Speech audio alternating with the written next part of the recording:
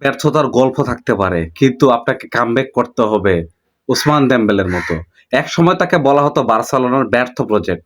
আজ তাকে বলা হচ্ছে ইউরোপের সবচেয়ে ভয়ঙ্কর উইঙ্গারদের একজন। এটাই ওসমান ডেম্বেলের গল্প।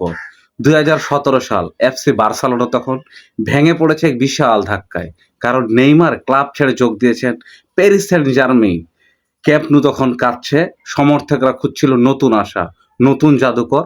আর সেই সময় ইউরোপের আকাশে উঠছিল এক তরুণের নাম ওসমান ডেম্বেলে। বরুসিয়া ডর্টমুন্ডে তার ফুটবল ছিল আগুনের মতো। গতি, স্কিল, দুই পায়ে খেলার ক্ষমতা, অসম্ভব ড্রিবল। মনে হচ্ছিল ফুটবল যেন তার পায়ের সঙ্গেই নাচে। বার্সেলোনা ভাবলো এই ছেলেই তো হবে ভবিষ্যৎ। ১০০ মিলিয়নের বেশি অর্থ খরচ করে তাকে আনা হলো ক্যাম্প নুর ডাকআউটে। হাজারো সমর্থক স্বপ্ন দেখল মেসি আর ডেম্বেলে মিলে নতুন যুগ তৈরি করবে।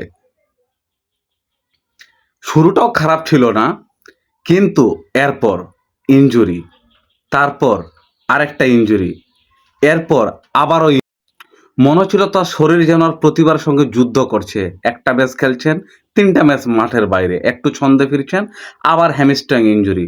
ফুটবল বিশ্বে ধীরে ধীরে তাকে নিয়ে হাসতে শুরু করলো। কেউ বলল ফ্লপ, কেউ বলল অতিরিক্ত ওভার রেটেড, কেউ বলল নেইমারের রিপ্লেসমেন্ট হওয়ার যোগ্যতাই রাখে না। তবুও বার্সেলোনা তার গল্পটা কখনো পূর্ণতা পেল না। আর তারপর আসে সেই রাত ২০১৮-১৯ উইফা চ্যাম্পিয়ন্স লিগের সেমিফাইনাল। প্রথম লেগে বার্সেলোনা ৩-০ ব্যবধানে এগিয়ে। শেষ মুহূর্তে লিওনেল মেসি অবিশ্বাস্য এক পাস বাড়ালেন দেমবেলের দিকে। গোলটা হলে স্কোর হতো ৪-০। হয়তো ইতিহাস বদলে যেত, হয়তো অ্যানফিল্ডের আর সেই দুঃস্বপ্ন দেখতে হতো না। কিন্তু দেমবেলে স্বভাবসুলভভাবে মিস করলেন। আর দ্বিতীয় লেগে এফসি বার্সেলোনা ফিরল ইতিহাসের অন্যতম সেরা প্রত্যাবর্তন। সেই রাতের পর ওসমান দেমবেলে হয়ে গেলেন চোখের শত্রু। ফুটবলারের প্রতিভা ফুটে ওঠার জন্য অবশ্য সঠিক পরিবেশের দরকার হয়। আর সেই পরিবেশটাই তিনি খুঁজে পেলেন প্যারিস সেন্ট জার্মেই। যে ক্লাব একসময় নেইমারকে নিয়ে, বার্সাকে নিয়ে কাঁদিয়েছিল, সেই ক্লাব নতুন করে জন্ম দিল ওসমান ডেম্বেলেকে।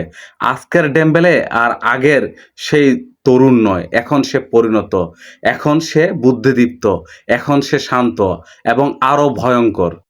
আজ ইউরোপের বড় বড় ডিফেন্ডাররা তাকে থামাতে ডাবল মার্কিং করে, কারণ তারা জানে ১ সেকেন্ড জায়গা দিলে ম্যাচ শেষ। সবচেয়ে বড় কথা, এখন সে নিজের প্রতিভাটাকে বুঝতে শিখেছে। একসময় যে ছেলেটি ব্যর্থ ছিল, আজ সে পরিণত। অতএব কাউকে পরিবর্তন হতে হলে ওসমান দেমবেলেকে দেখে শেখা উচিত কিভাবে কামব্যাক করা যায়। কামব্যাকের নতুন গল্প লিখে ফেলেছেন ওসমান দেমবেলে, তার জন্য শুভকামনা।